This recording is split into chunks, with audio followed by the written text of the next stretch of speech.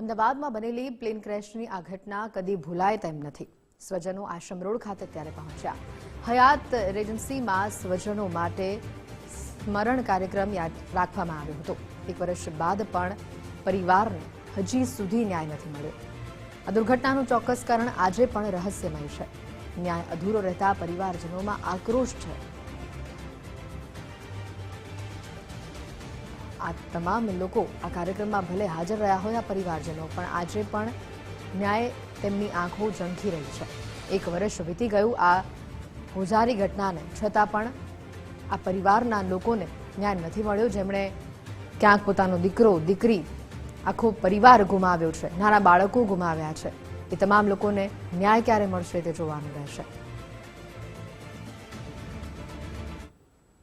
Ahmedabad plane crash દુર્ઘટનાના આજે 1 વર્ષ પૂર્ણ થઈ ગયું. સિવિલ બીજે મેડિકલ કોલેજમાં રક્તદાન કેમ્પનું જેને લઈને આયોજન કરવામાં આવ્યું. વિજયભાઈ રૂપાણીના પુત્રી રાધિકા મિશ્રા ત્યાં પહોંચ્યા. પૂર્વ મુખ્યમંત્રી વિજયભાઈ રૂપાણીનું દુર્ઘટનામાં નિધન થયું હતું. આ કાર્યક્રમ દરમિયાન રાધિકા મિશ્રાએ ખાસ વૃક્ષારોપણ કર્યું. દિવંગતોની યાદમાં વિવિધ સેવાકીય કાર્યો કરવામાં આવ્યા. મંત્રી અમિતભાઈ શાહ અને મુખ્યમંત્રી પણ અહીંયા આવી પહોંચ્યા હતા.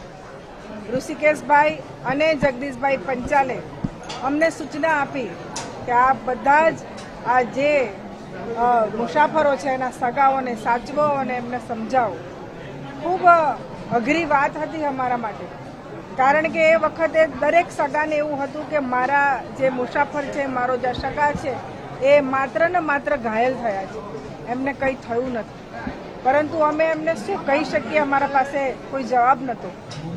અને ત્યારબાદ રાત્રે એક એવા મેસેજ આવ્યા કે એના સગાઓને DNA ટેસ્ટ કરવા માટે પણ આપણે તૈયાર કરવા પડશે.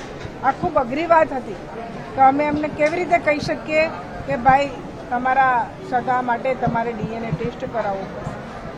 ખૂબ જહેમત અને ખૂબ લોકોને સમજાવી અને આ કામગીરી 3 દિવસ સુધી સતત રાત દિવસ ચાલી.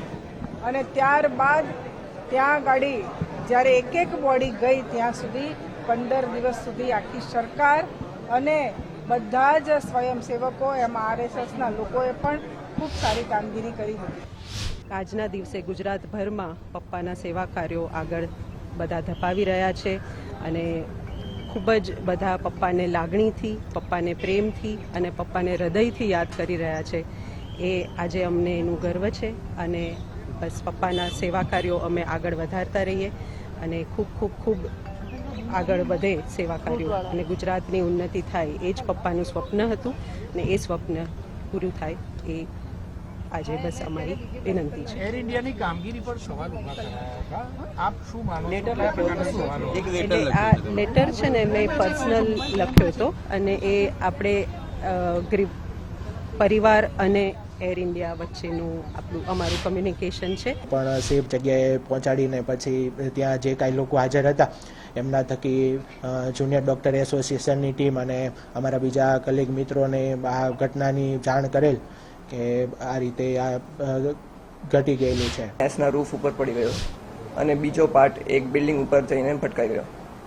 તો અમે ત્યારબાદ સૌથી પહેલાં JDAને ઇન્ફોર્મ કર્યું, અમારા જે સિનિયર્સ હતા એમને ઇન્ફોર્મ કર્યું અને બધાને કોલ કર્યો કે ભાઈ બધા સેફ છે કે નહીં. કેમ કે ત્યારે અમારા જુનિયર્સ પણ ત્યાં જ જમતા હતા અને જે 4 લોકોનું ડેથ થયું છે એ પણ 4 અમારા જુનિયર જ હતા. તો અમે સૌથી પહેલાં બધા જુનિયર્સને કોલ કર્યો કે કોણ કોને મેસમાં છે, બધી ઇન્ફોર્મેશન લીધી અને જે પણ અમારા ફ્રેન્ડ્સ હતા, અમારા સિનિયર્સ હતા તેમને પણ કોલ કરી અને બધું પૂછ્યું અને આખી ડિટેલ બનાવી કે કોણ કોણ ત્યાં છે.